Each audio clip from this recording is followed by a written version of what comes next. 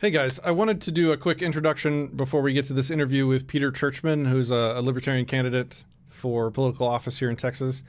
First of all, this was before all the stuff that happened with my family. That's one of the reasons why this video hasn't been released yet. I just had the real life stuff going on, so you're going to see the hair again. Yay. But what I wanted to say on this introduction was the interview ended abruptly. I ended it abruptly. And if you guys think that the way I ended it was rude, please let me know in the comments.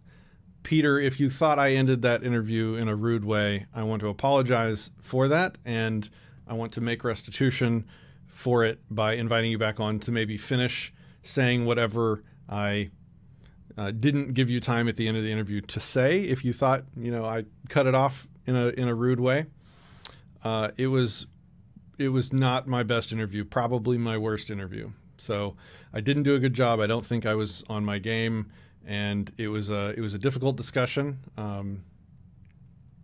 Maybe in a future video I'll do a commentary on why it ended the way it did. But I wanted to give you that sort of introduction.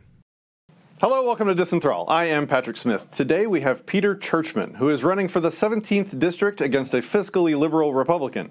He has a wife and 2 kids and is a blue-collar worker. He is a pragmatist, believing that personal beliefs and public policy should be different. Welcome, Peter. Thank you. Thanks for having me on, Patrick. It's good to talk to you. So you are nominated by the LP, the Libertarian Party of Texas, to be a candidate, or what do they call it, a nominee for the LP in Texas.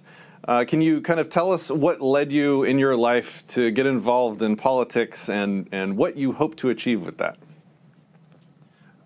Well, I hope to win an election. That's a large goal, one that is hard to attain. I got involved this summer because I was so tired of the fiscal policy of America. It really doesn't matter whether you're a Republican or a Democrat, you just want to spend more money. And I was kind of just getting mad all the time. Anytime I would turn on the news and they would have a story about whatever, and I would just immediately think about the fiscal ramifications of it. And rather than sitting around and yelling at the wall and shaking my fist in anger, I decided to run for office. Okay. All right. So what would you like to discuss with us today? It's kind of, I'm an open book for you. We can kind of go wherever you'd like to go. Sure. I watched with intent your run for governor. It was not governor. It was refreshing. Good. Because you said all of the things that we believe. There are a few minor issues that I might have had some disagreement with you, but they were very minor. Personal beliefs, I aligned with you. We are both Mises Party of Texas endorsed. And I think perhaps you didn't win because people don't see you as a viable alternative in an election. I don't know if that's true, but when you look at talking to voters, they want to talk about education policy and taxes, and your answer is about the same on those. Well, we can dive into that if you want, or move on. Is that what you wanted to talk about first? We can certainly kind of go into a postmortem on the LP portion of my campaign. I'm still running, by the way. So, yeah. Oh yeah, okay. You want to go? Your philosophy is the end of the game. That is where we want to get to. Right. The where we are now to that end goal is wider than the Grand Canyon and deeper than the Marinara Trench. That's not the right word. But it's a lot more tasty. Yes. And I think people are scared, as I was, to nominate a governor candidate who wants to abolish the office, probably rightly so. But I don't think the normal, everyday person, the voter that we talk to, can have that be a good thing. I think they would see that as dangerous and anarchist.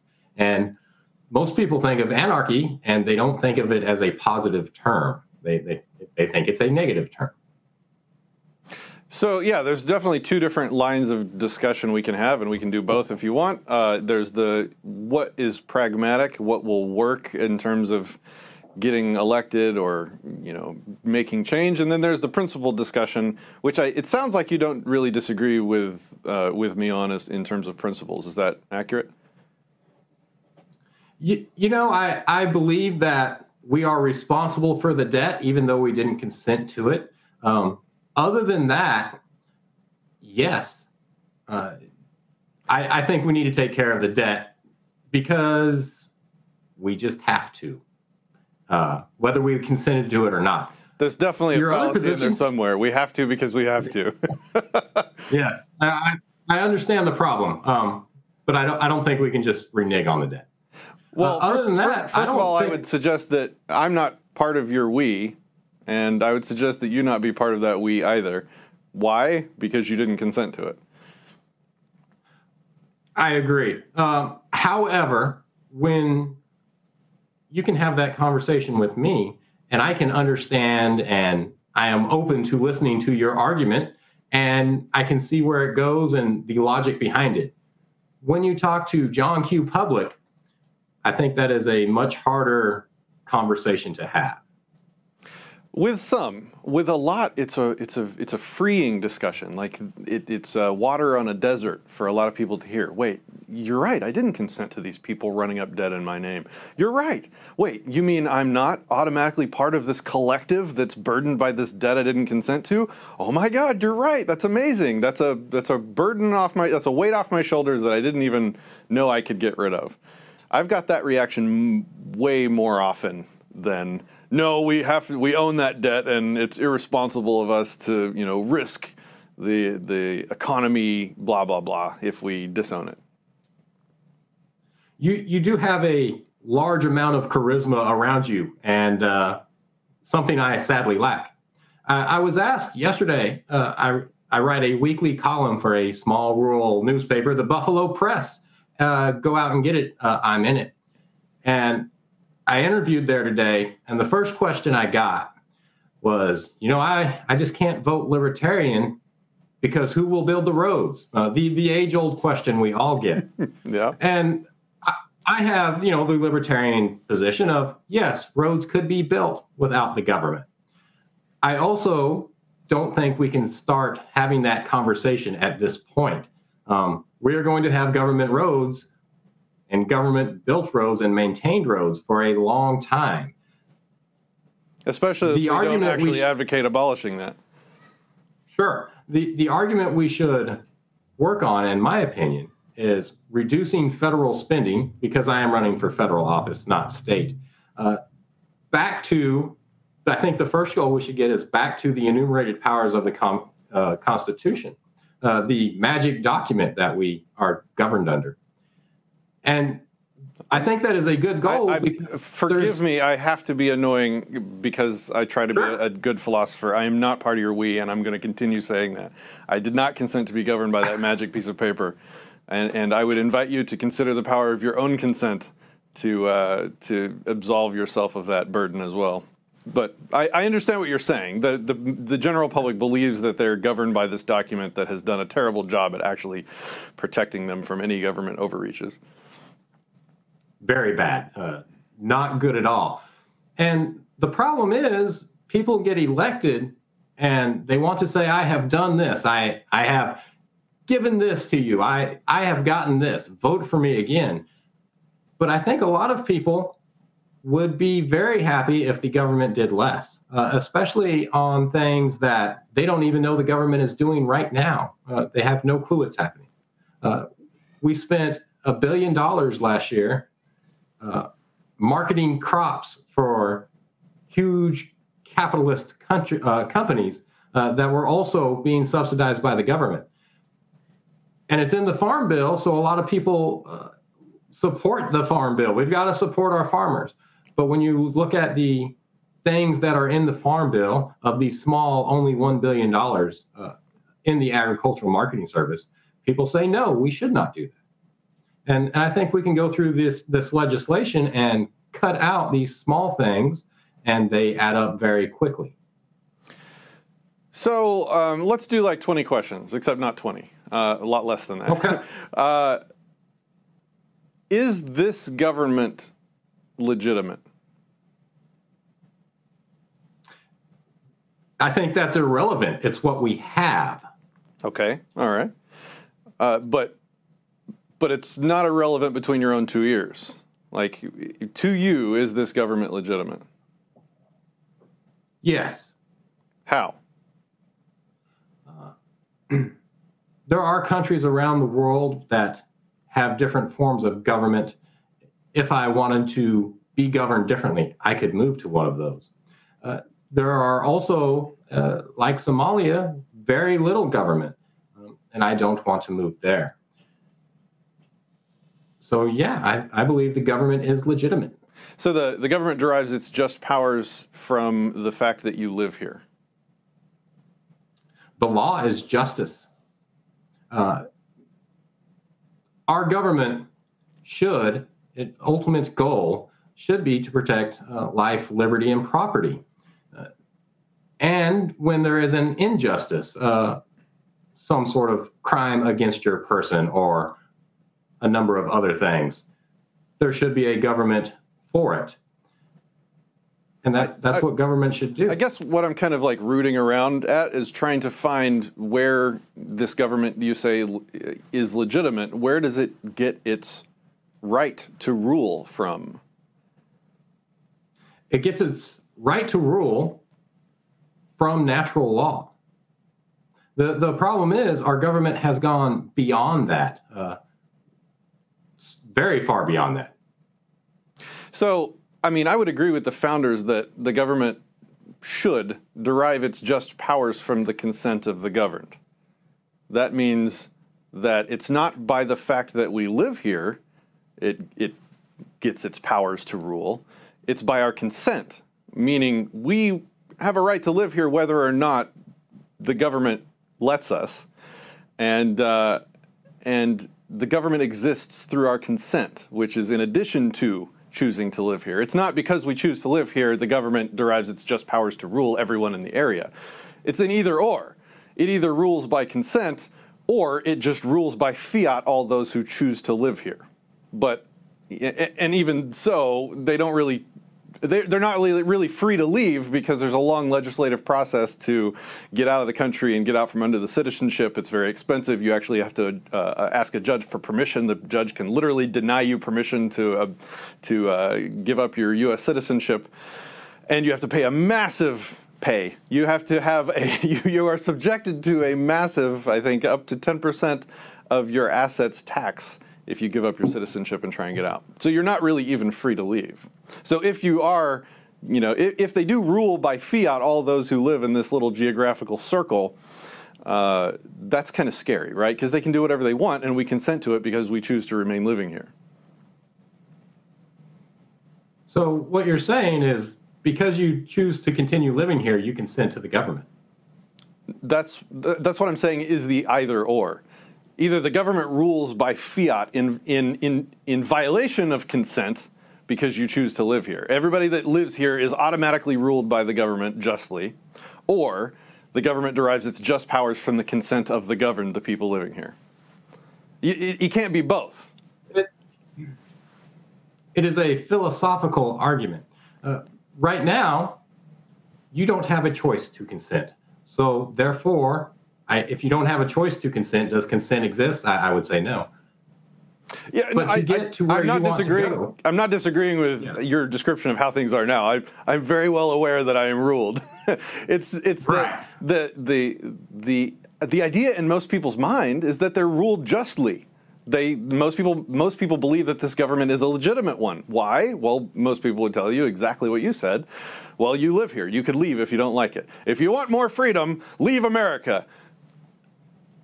that is the reason why I think America is not ready for your candidacy. Not because you are wrong, not because you are unprincipled, and not because you are some crazy man with a two-tone hairdo, but because this is such a philosophical argument. And it's very far from where we are today. Okay, I'm curious, and this is not a trap, I'm just curious. Feel free to not answer if you don't want to. What do you think my goal with the Not campaign was? Was it to win? I don't know what your goal was. You got a lot of good things out of it. You and Corey, you to a better extent, had such a principled argument. A lot of people were very excited, and I think it brought energy into the LP. Well, I mean, I'll tell you, my goal was absolutely not to win. My goal was to create more libertarians. And which you did. And my goal was to create more free, and I mean small L libertarians. The big L party members should not be the goal. And I think my goal in the campaign should be the goal of the LP, not to win necessarily. If that happens, so be it. That's great. Maybe you can use the win to create more freedom politically where possible. But the goal right now, because you say there's this vast gulf between the correct principled position and reality, that these people they will never win, especially races at that high level. They're just, Tippett is a great guy. I like him. And I'm not just saying that like, oh, he's a great guy. No, he's a great guy. I like him. He's not going to win. The LP in Texas is not going to win. So I may have lost the nomination. The LP is not going to win that position. And even if they did, it would be more effective to stand on principle than not. Because until the way we narrow the gap that you described is not by compromising and softening our principles, but by standing very, very strongly and starkly different from the other parties. The Republicans compromise every day of their lives. The Democrats compromise every day of their lives.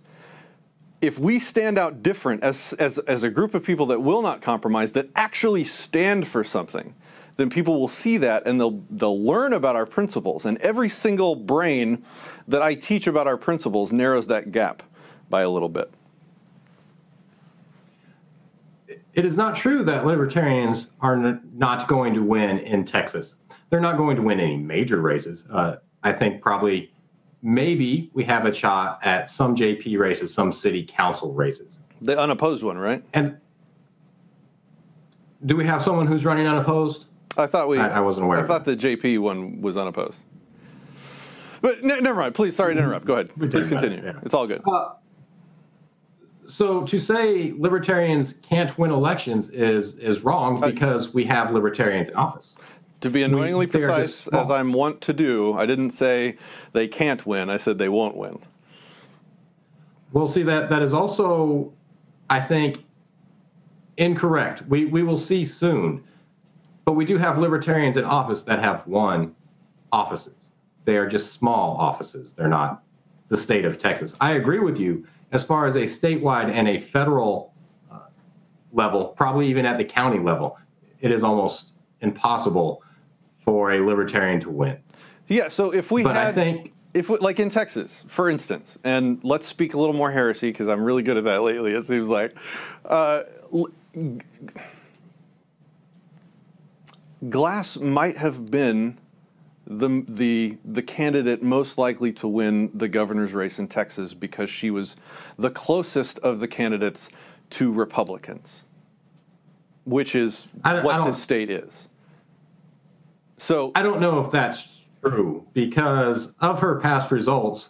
It was pretty much in line with what libertarians get in a gubernatorial race, which is a 1 to 3% protest vote.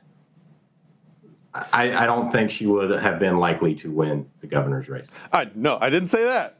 I didn't say that she would likely win. I'm just saying that if we wanted to win, and I say we as a Libertarian Party, like if we wanted to win, we would compromise our principles probably to the point that we seemed very much like Republicans with a few tweaks for the people that were tired of the Republicans, and maybe with a few tweaks here. Maybe we'd play a race card, or maybe we'd play a gay card, or maybe we'd play, a Spanish-speaking card, because that stuff works. You pick a single issue or a couple issues, and then you run on that very publicly to try and grab that group of voters. What do they call it? Identity politics, right? It wins. It works. Corey went out and very successfully got the pot vote in Texas. And he showed up at the convention with a lot of people that were really concerned about that one issue. I wonder how many minds he freed along the way, but he definitely got close to winning that race because he went out to a specific group of people and captured that vote, right? Sure. Kathy did the same thing, just not with pot. She did it by running close to the Republican Party. Yes, and what is Tippett doing? I don't know. I Come like on, Mark. Spanish speaking. I don't. We can talk about it, right? We can be honest. Well, he's going after the Spanish speakers. It's a huge block of potential voters that if he can go out and capture, he wins. This is the problem with Spanish speakers or cannabis users. They don't vote. So it's great to win them over to the Libertarian Party. I want everybody to be a Libertarian Party. If your goal is to win an election, you need to win over people that go to the polls. Well, the Republicans didn't come out for glass either. So in terms of when we try and play the game the way the Republicans play it, this is my point. I'm trying to bring it home now.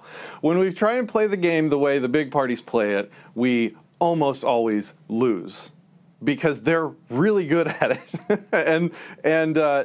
and they put pragmatism over principle. So when we play that game, we lose. And this is ignoring principle for a minute. Like, let's pretend principle isn't important just for a minute. If we want to practically win, we're completely failing by every metric. The way you compete in a market that's already flooded by large monopolies is by finding some differentiator. What better differentiator could the LP have than unwavering, unpolluted principle? Fiscal policy.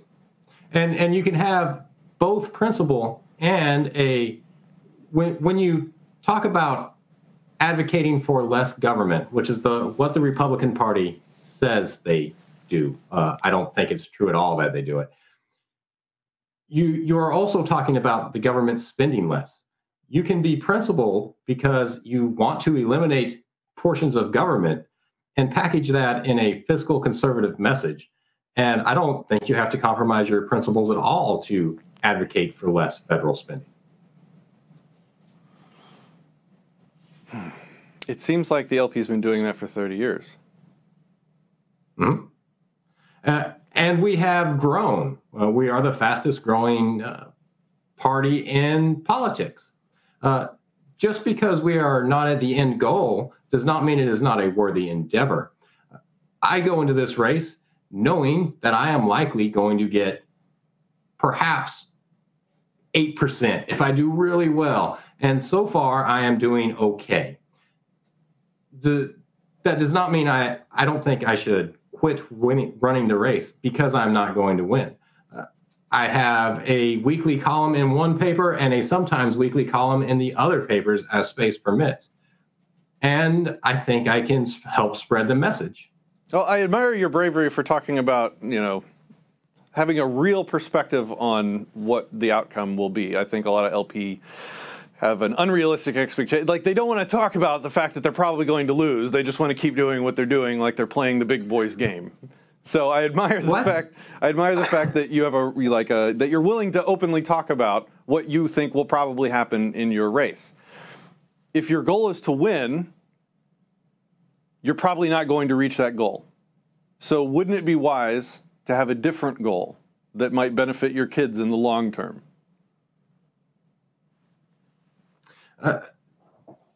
I didn't say I'm never going to win. I said I'm not going to win this cycle. I didn't say that's what I didn't say that. But what I want my kids to have is not have a enormous federal debt.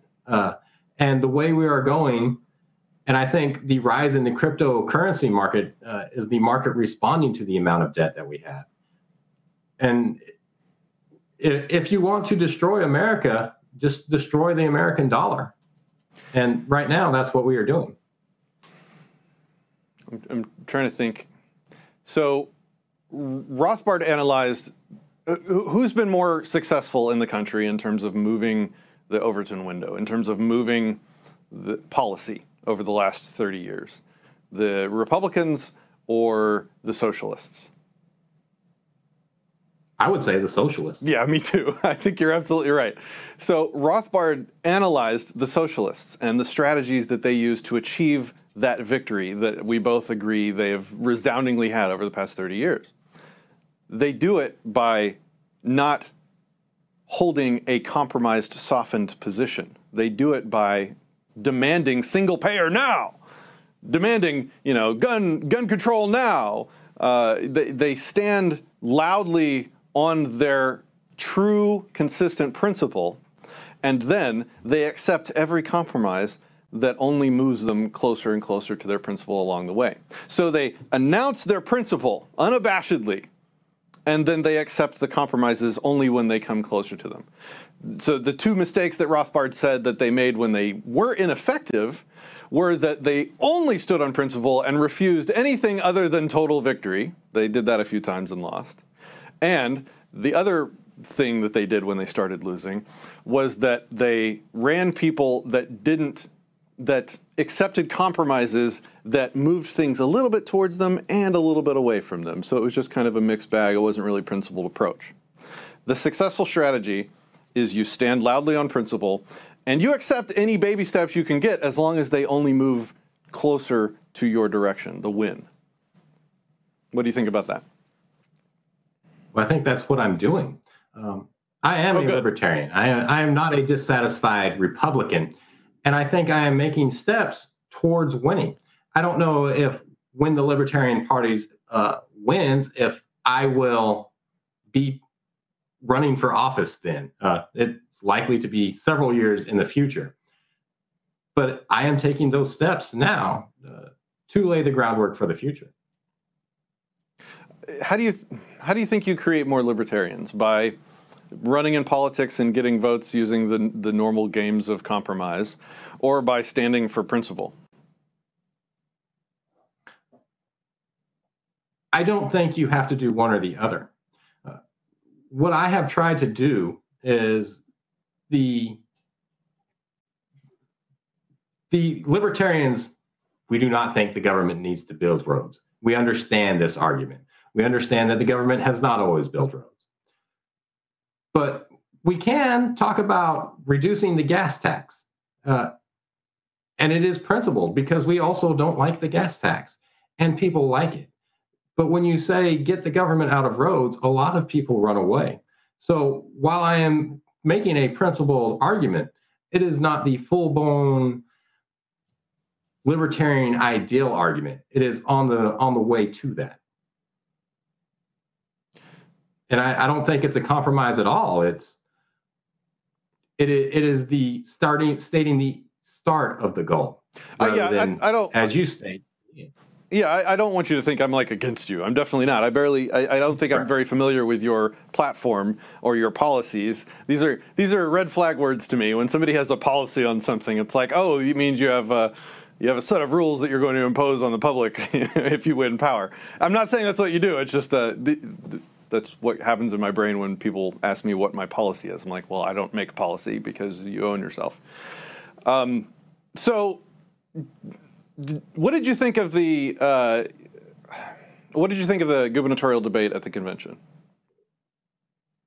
I was doing a lot of networking at the bar during the gubernatorial debate. Fair enough. So, fair enough.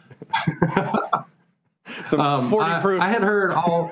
Some 40 proof. I had heard all you had to say. I listened to the debate you had in Austin, and no one said anything that I didn't think they would. Because I had been paying attention to all the campaigns, I kind of knew what everybody stood for, at least in general. Okay. So you wanted to talk about eminent domain, right? The high-speed rail. What were your thoughts on that? Well, we had this high-speed rail project, and when I first found out about it, it goes from Dallas to Houston, and it was a private company trying to build a infrastructure, sell tickets to transport people back and forth to Houston, I immediately thought, the libertarians have finally won something. We have the government out of infrastructure.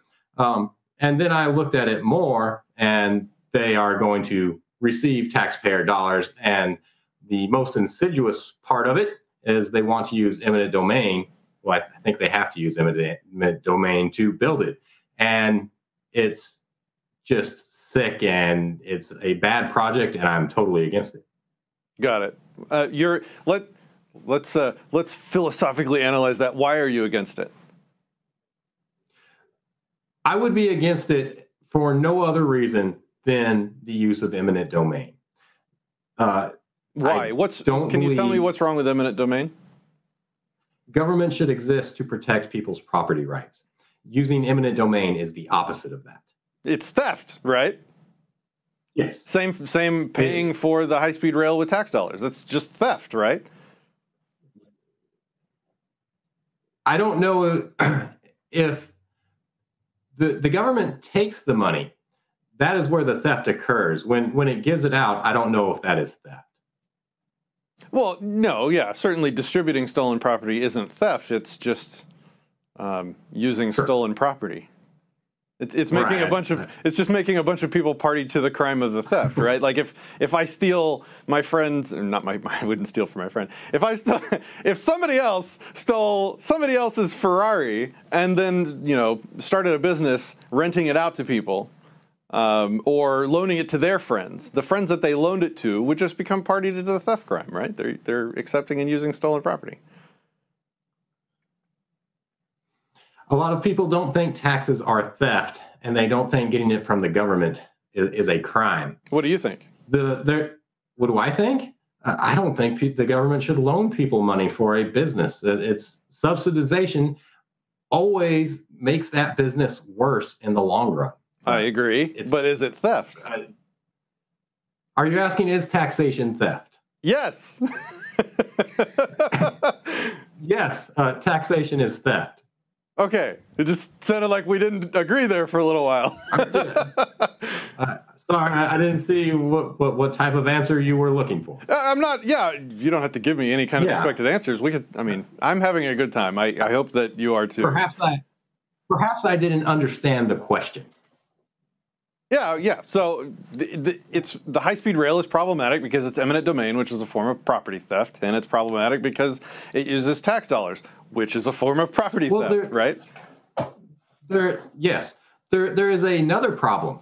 It's a bad business model. There is not a high-speed rail that exists in the world that does not survive as a business. Every single one of them are subsidized.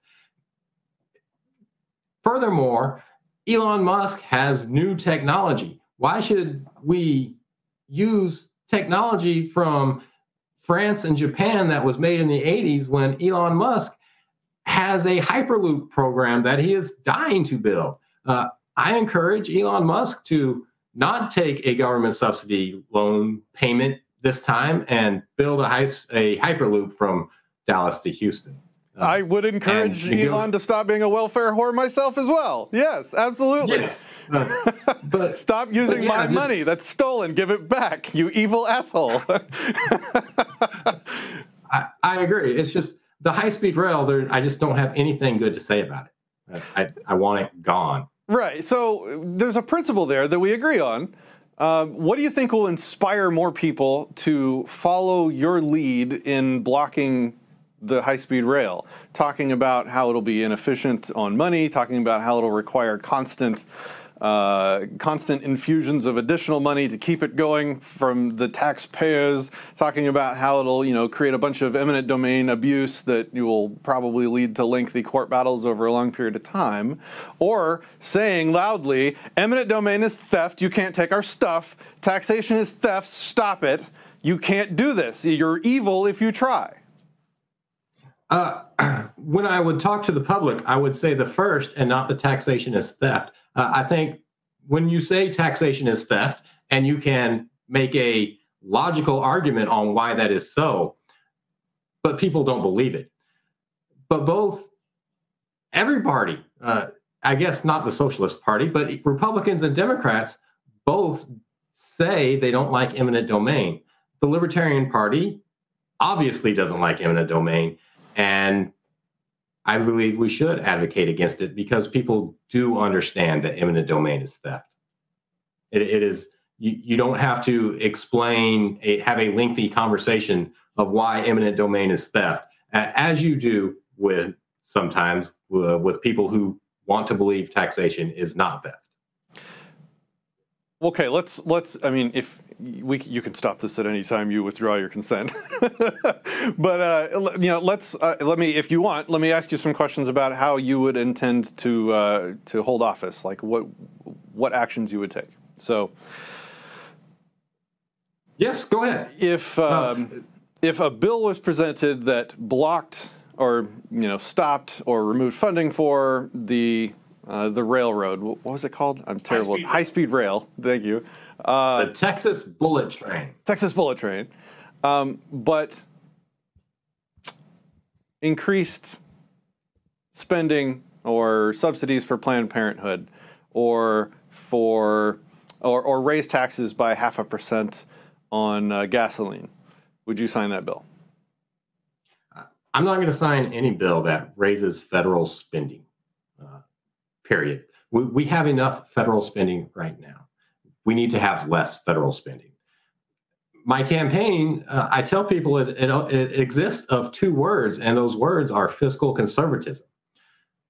When we present ourselves with a raise in federal spending, I think it is bad for America.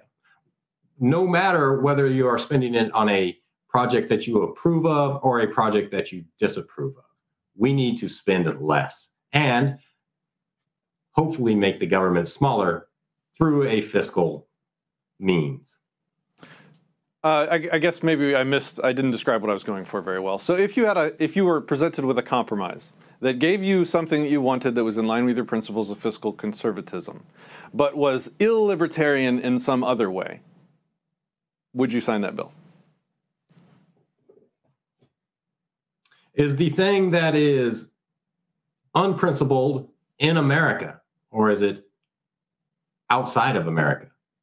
What do you mean? Like, do I? Well, like a trade tariff, maybe. Well, like if they want to go bomb Syria some more, but we eliminated all uses of eminent domain in America. Yeah, I might sign that. Eminent domain, it Dude, gets talked don't about. say that. Don't say that. You don't get to bomb children in exchange for... No. Come on. Well, one thing, it is not that you get to bomb children. We already are. I'm not part of that we. If there's any we I'm not a part of, it's the one that's bombing children. I am not part of that we. I do not consent.